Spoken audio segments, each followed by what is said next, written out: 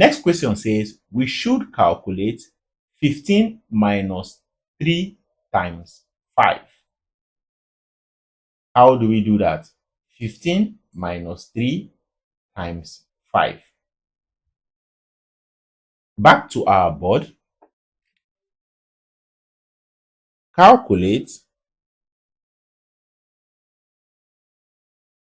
15 bracket 15 minus 3 times 2 all squared.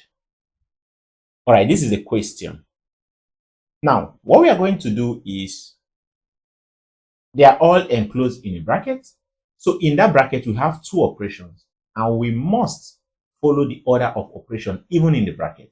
Okay, so in the bracket, we have multiplication and subtraction, of which multiplication comes before subtraction in the BODMAS.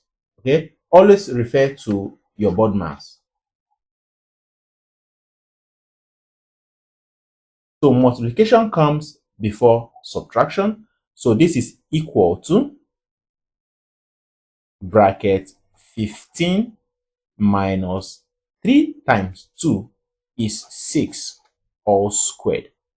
So in any mathematical operation, you carry out one of the operations and move to the next step. Each step gives you an operation. All right.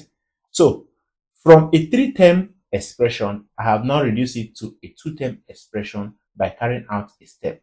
Okay. Subsequently, it goes down until we get a final answer. So this is equal to, we can then carry out the subtraction operation because it is still enclosed in the bracket.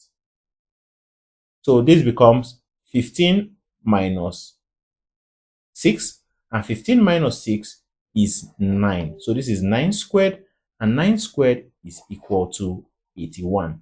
For 9 times 9 squared simply means 9 times 9, and that gives us 81. So this is our answer. Let's look at the answer they got. If it's same, correct, so which is also equal to 81.